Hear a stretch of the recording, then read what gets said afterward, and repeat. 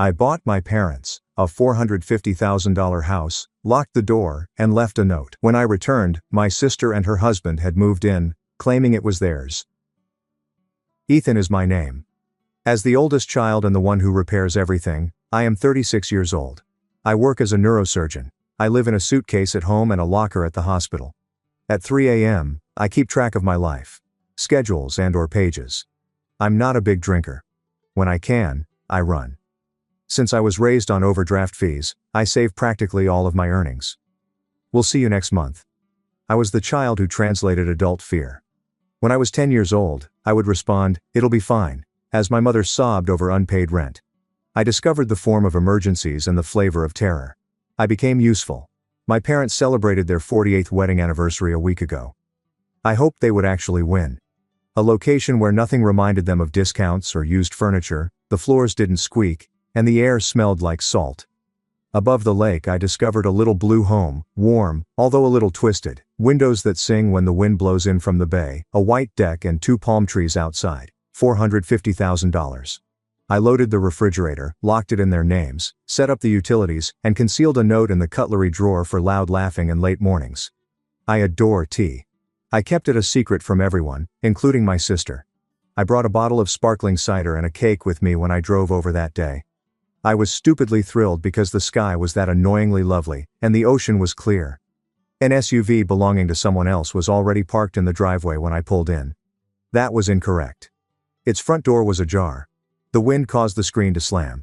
I entered. In the kitchen my mother was brandishing a dish towel as if it were a white flag. She had crimson eyes. With his hands trembling, his shoulders slumped, and boxes all over the place, my father sat in a chair. The corridor was filled with loud noises. In the living room, I hadn't even put on the kids' television yet. I hardly made it out. Mom, my brother-in-law Brandon, showed up with a football shirt, alcohol and bare feet. The plastic cake top sank into my palm as he positioned himself in front of my father, poked a finger toward the door, and roared, "This is my house. Get out." My sister Megan giggled from the couch. "Relax, Dad. We're just getting settled." Something got really silent inside of me. Before the room I loved became a battleground, I should give you the history. Megan is younger by 2 years. She was the artist in our home, followed by the free spirit and the "it's just a rough patch."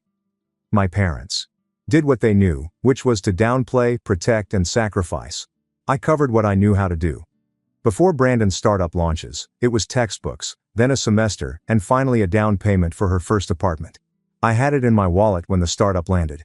Her oldest child's braces were paid for by me when their dental coverage had an odd deductible.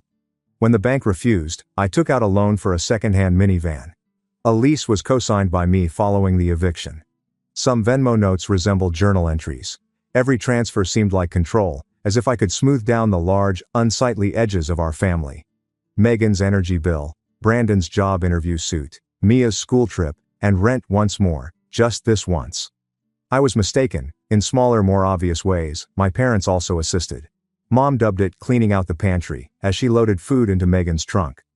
Dad gave Brandon access to his tools so he could practice fixes that ultimately cost more to perform. The chorus remained the same. I slept on call room mattresses and sent money over malfunctioning Wi-Fi at 2 a.m. throughout residency. You know your sister. Not everyone's like you, Ethan. You were born old. Because the locks will be changed in the morning, as the landlord has threatened. I became like a card that you swiped without considering the balance at some point. I planned it like a surgery when I discovered the beach location. With my parents as lifelong beneficiaries, I placed the deed in a trust.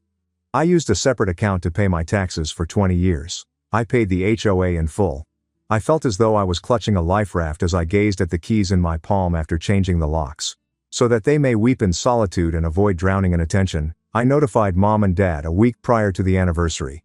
Together we took a car down. Dad caressed the banister as if it were a violin he had owned. Mom let out a breath and opened each cabinet. We listened to birds while sitting on the terrace. Dad wanted to say something, but his voice cracked, so I replied, "It's yours. It smells like open windows and lemon," according to Mom. To test the plumbing, I spent the night on a blow-up mattress. Everything was successful. I went back to the city the following morning to do a decompression on a little child who had a plum-sized tumor. They retained the house. The system did what systems do in this situation. Megan gave Mom a call. The second day. Megan had triangulated the address from a fuzzy sunset shot in Dad's Facebook post by dinner time. Are you at a beach? Whose house? Mom, a horrible liar, said. Oh, we're visiting a friend. Our porch view. She came with Brandon, a dog, 2 children, and an air of entitlement that filled the driveway. Later, in a little voice, Mom told me over the phone. She replied, "We'll talk when you come down." By Saturday morning, my father was messaging some misunderstanding over the property. They just wanted to see it. Then they're staying for the weekend. Is that okay? I replied, it isn't a rental. Family home. Can you come? Megan asks repeatedly, but nothing happens. Then I was scrubbed in, so I didn't answer the phone. Next, the hashtag manifesting selfie that Megan took in my parents' kitchen with the tagline, "Home Sweet Home." Her buddies began to comment. One from Brandon. Beach era. So deserved. My palm began to ache where the scalpel handle sits for hours, and I thought, finally, a place where the kids can be kids. On my way home after surgery, I texted Dad. I drove right after being released with the words, "Don't sign anything. Don't agree to anything. Love you." I practiced calming phrases. Instead, I entered the open door and said, "We will reset this. We will breathe. We will set rules." Up here was already Brandon's voice. "You two are old. Stairs are dangerous. You'll fall. This is a family house. We're family. We'll manage it." Mom was trying. "It's Ethan's gift," he interrupted her. Megan didn't stand up. "He gave it to you. You're giving it to us, same difference." She only grinned. "Don't be dramatic, Mom. We'll handle the bookings, reservations." Brandon gestured to the vista. "Prime waterfront peak season. I listed it this morning. Easy money. During your time off, you two are welcome to use the basement." I examined my dad's hands.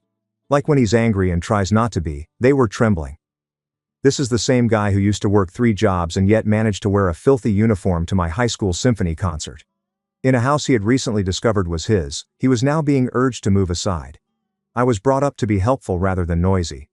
However, Dad's most recent text message contained a request that I was unable to submit later.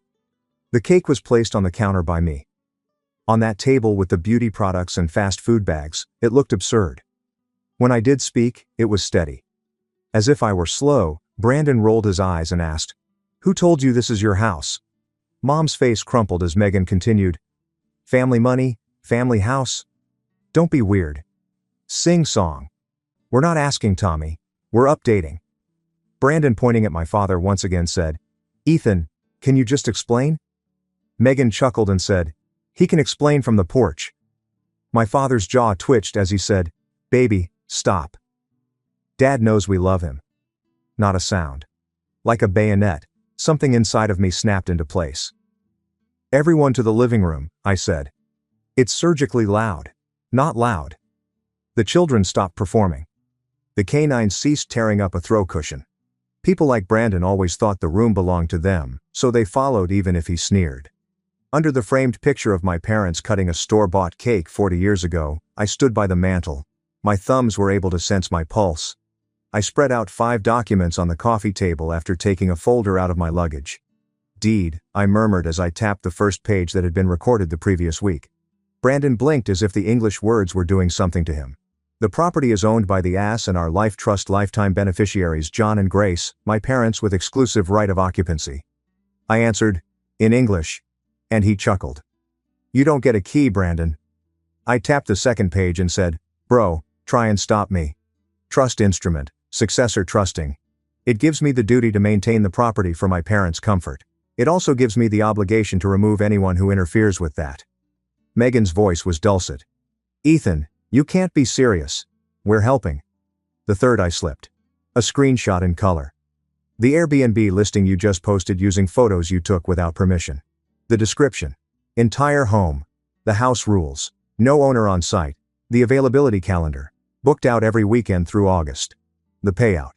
Bank account ends in digits that match yours, Brandon." I blurred them for the kids. Brandon moved. "So what? The money could be used by your parents." "Dude," I wrote down the fourth. Megan didn't realize Dad had sent me a printed group chat thread from last night. It's a gloomy message from her. "We'll get him on board. He always caves if Mom cries.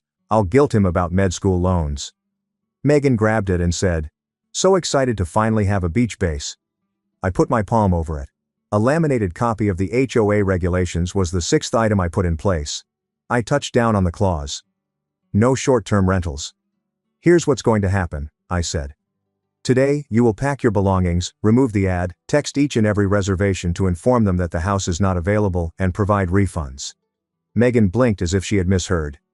You're going to leave this house key on the table and apologize to Mom and Dad for frightening them in their own kitchen. Then she chuckled, high and trilling. Or what, Tommy? Or, I said, I will carry out my trustee duties. Brandon stepped up and shouted, duty this, puffing his chest as if we were 12. I kept it surgical because Mom said in a whisper, Brandon, please. I don't like yelling. I like precision. I placed my phone on the table and said, screen up. There was a draft email with attachments to the HOA board. A request to report the package for unlawful use, a second email to local council, and a third to the county recorder including the Airbnb link. When Dad sent that initial text message, there was some misunderstanding. Since I had phoned a locksmith named Victor from the highway, and he was parked 2 houses down. When Victor saw, he shifted his weight. You wouldn't. I said, I would, and I had already done it. Megan grabbed Mom. Mom didn't look at her when she said, Mom, tell him. Tell him this is family. Ethan, she continued, her voice wavering as she glanced at me. Brandon's expression softened as he said, do what you need to do. Using the same foolish motion that had set off the fuse, he pointed at the door once more. I moved between my father and Brandon and said, old man out. I've handled brains that pulsed like birds so my hands were steady. Silently, point at my father again, I whispered. And the only door you're going through is the one Victor is about to lock from the outside. Stillness. Not even the animated series. Megan made one final attempt. Saying, you're cruel, I breathed. You're abandoning your family. I am done being your wallet. That's not abandonment. That's a boundary. Brandon murmured. He reached for the folder and said, we'll see about that. Perhaps to seize the deed. Perhaps tearing up paper in that way could destroy a trust. I just grabbed the papers, put them away, and looked at Dad. I responded, Dad, and he gulped. Would you like to stay in your living room? No one moved when I said, yes. Then everyone who doesn't live here, go pack. The doorbell rang. Just in time, Victor. Because pandemonium typically takes longer to unravel than to start, it took 3 hours. Brandon had a tiny fit in the driveway as Victor replaced the lock, calling someone to check a legal matter, kicking at the curb, and whispering at Megan. The dog let forth a harsh bark. The children shifted like ashamed shadows, cramming clothing into tote bags and half observing me as though I were about to blow up. I didn't. I brewed tea in the kettle I purchased as Mom and I sat at the kitchen table. She continued using a napkin to wipe at her eyes. Her words were, I didn't want to tell you. I thought we could smooth it. They came in so fast. They said it would be easier for us this way. No stairs for your father, less to clean. They said they'd take over the hard parts. The hard parts are the parts that mean ours, I said. She gave a nod. Every time she apologized for the weather, I recognized the little guilty nod she gave. Dad gazed at the lake outside. He remarked, I thought I'd be stronger. I should have told them to leave.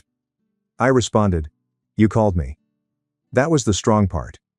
I opened my laptop in the living room, logged onto my hotspot and canceled all of the unauthorized reservations. I noted that each customer's listing was deleted by the owner. A refund has been given. For the person who threatened a review, I have attached the HOA regulation. I sent neighbors a little note. You may have seen cars? There was confusion. There will be no short-term rentals at 24C Spray. Megan made at least 3 attempts to rephrase it. First pass.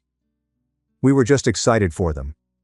She sat with her face put in a gentle, painful position on a packed bag. I wanted the kids to be around their grandparents more. You know how you work. The second time, it makes sense if you think about it. You're never there. They're getting old. We're the ones with energy. Third pass. I didn't bite when I didn't protest. She sought blood. You think money makes you the parent, Ethan? It doesn't. You buy things so you don't have to be a person. She winced and then froze as I replied, I bought a house for our parents. I didn't buy a permission slip for you to steal. When she said, well, remember this. I hope so, I said. Brandon wouldn't give up the key.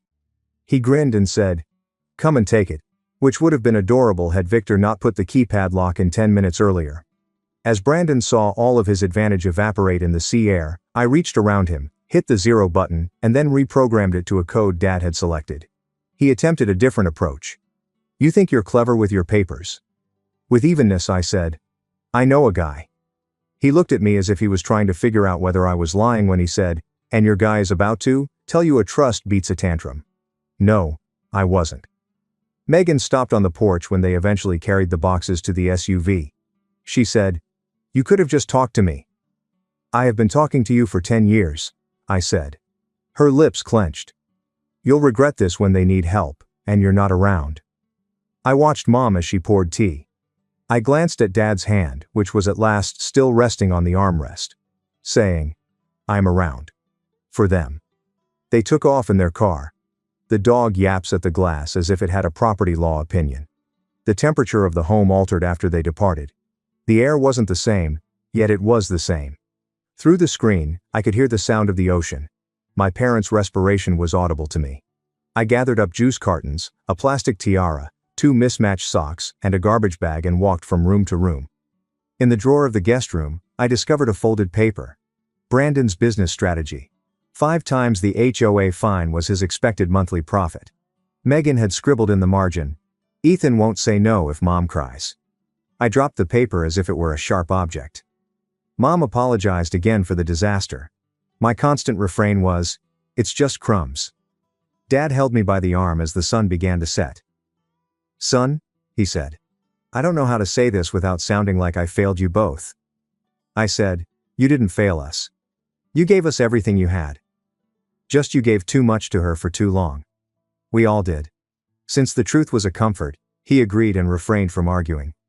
I prepared a modest supper. On the terrace we dined. Because the mouse only left the flat on Sundays, Mom shared a tale about her first apartment and the mouse she called Bernard. Dad chuckled. I only hear him chuckle when he's not watching out for other people. My phone was buzzing like hornets. Megan texted.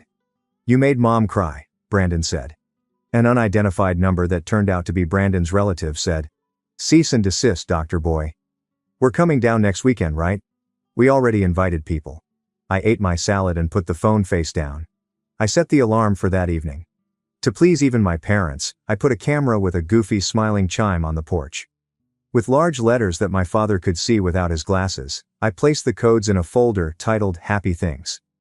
A drawer named Boring Armor has copies of the trust, the deed, and the HOA bylaws. Mom was standing at the doorway, her sweater pulled tight as I was leaving. She apologized. "I'm sorry it came to this." "I'm not," I said. "It needed to." Everything swayed like a table with one leg too short the following week. Within the family discussion, Megan launched a boisterous campaign. The grandchildren's house was stolen by Ethan.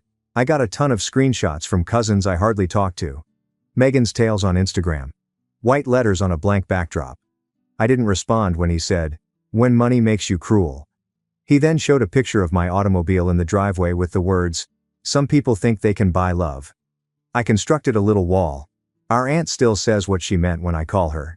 I gave a brief explanation, saying that my parents own the house and it will stay that way for as long as they live. I implored her not to gossip about our suffering. "Finally, Ethan," she continued, and that was that. I sent Brandon and Megan a brief, courteous, and uninteresting email. I added 3 bullets. I handle all correspondence pertaining to the house. You are not authorized to be on the premises. The HOA and our lawyer will take action for any infraction. I configured the email to automatically reply to any further correspondence they may have on the residence. I made a self-promise to avoid negotiating with a tale that consistently has the same ending. After 2 days, a notice was sent. A new reservation request. Cottage by the Sea Spray. With a picture of the back deck, Brandon had relisted under a different account. With the deed and trust attached, I sent it to the platform Safety and Trust. The listing was taken down 10 minutes later. The user has been banned. I didn't experience victory. After a game, I felt like I was just performing the duties of a stadium janitor. One morning, Dad called to tell me that he had slept through the night for the first time in months and that the home smelled like toast and salt. When I was 5 years old, Mom texted me a picture of her feet on the deck rail, her ankles crossed, and her bright pink nail varnish. I thought she looked like a movie star. They appeared light. Megan continued to hack at the wall in the background of all that tenderness. She used an app to send me a payment request for emotional harm. As your primary caregiver, she wrote in a letter she addressed to my parents, a statement that had never been accurate. Brandon shared a meme that looked like I took organs for cash, with a syringe and a dollar sign. The air in the small blue home remained unchanged by their loudness. Megan phoned from a block number one evening. Because I'm either hopeful or soft, I responded. When she heard my voice, she became silent. Then she attempted a whisper, a fresh strategy. Ethan, listen. We're behind. Brandon lost his contract. We're going to lose the apartment. The kids. I shut my eyes. Empathy turns into fuel at a certain point. Megan, I responded, I will not discuss the house. With her mask back on, she said, so money matters more to you than family? She hung up. Boundaries, I started, are how I can be family and not a bank. I allowed the stillness to linger like a recuperating patient, watched over, shielded, and in some ways, hurting yet recovering. I drove down early 2 weekends later. I have coffee in a thermos, and out of habit, I still wear a stethoscope around my neck. The water appeared to be at rest between breaths because of its flat silver appearance. A sticky door hinge was repaired by me. In order for Dad to draw the car in without hitting the wall, I placed tennis balls at the proper depth on the garage shelf. Dad likes labels, so I labeled the breakers. Mom laughed after making pancakes and burning the first batch. We talked about shopping, and Jan, the neighbor who keeps shells in a jar on the fence while we were seated at the table, regarding the pelican that refuses to be treated with respect. For an hour, no one mentioned Megan. The surface felt spotless. Mom stroked my hand after we finished breakfast. Her words were, I'm going to talk to your sister. Not to argue, to say no. When I stated, I'm not asking you to choose, I meant it. I'm not interested in that scorched earth thing where people declare winners. I want a peaceful porch for my folks. Mom gave a little smile. She remarked, it's not choosing. It's stopping the pretending. Dad cleared his throat. I should have taught that better, he said. I taught you to work. I didn't teach you to stop. You taught me to love and to stay, I said. He chuckled softly, appreciative. I'm just learning the without being eaten part. I tightened the gate lock after walking around the perimeter. I looked at the angle of the camera. A little placard for the entry table was printed by myself. The phrase, welcome home, John and Grace, was both cliched and perfectly appropriate. Later, when I was alone myself on the balcony, I considered what my sister might write for the headline if she were the owner of my narrative. I gifted my parents a house and ruined my family. That was not the case. I stopped paying the troll beneath the bridge. That's what occurred. I created a gift and then took care of it to prevent it from turning into a weapon. Giving away money I used to persuade myself preserved the peace. It didn't. As hatred brewed in the walls, it kept the noise level down. At first, boundaries are more audible. After that, there's a silence that nobody can pretend. The communications became slower. Megan shifted her focus to different audiences. Brandon discovered a new hill to lash out against. In their own lives, my parents began to utter little no's that sounded like yes. They began accepting early meals, naps, and pointing out boats with amusing names. No, we can't watch the kids this weekend. No, we can't drive across town to fix your car. After a month, I received a direct message from my 16-year-old niece who is wearing band shirts and has large eyes, saying, the house is pretty. Grandma looks happy there. She sent me a laughing emoji and said, okay. It was a small ceasefire with someone who didn't do anything wrong. I replied back, come visit with Grandma's permission. No bookings, just pancakes. I needed to see the home lighted from the inside, so I traveled there last night after a late case. I could see my father reading in his recliner through the glass. The way he sat in our last flat, when the only light we had was the brightness from the TV, glasses slid down his nose. Mom had a puzzle on the table and a blanket on her lap. Under everything like bass, the sound of the ocean crept in. I didn't enter. Standing on the sidewalk, I let the silence to tell me what all of this was about. What I now know is as follows. Love isn't using your body to cover up someone's terrible actions. Because the person generating the turmoil is related to you, it is not applauding chaos. Love is like a home with locks and nice light. When people don't, love is like paper records. Informing your parents to take a break and informing everyone else that I am not their bank, scapegoat, or emergency escape when the fire they start becomes hot is what love is all about. I am their son, a brother who has finally realized that accuracy is appropriate at home, and a guy whose career requires it. My sister is welcome to join our parents in standing on this terrace and taking in the view of the ocean. She doesn't need a business strategy. She may arrive with nothing but an apology and empty hands. She doesn't have to adjust the thermostat to be a family member. And the home remains until then. The locks make a clicking sound. The girls quarrel. When the wind blows in from the bay, the windows sing. My folks breathe easily within. If there is a lesson to be learned, that is it. You shouldn't have to pay for a present. Furthermore, a limit is not inhumane. That's how love maintains its porch light without destroying the neighborhood.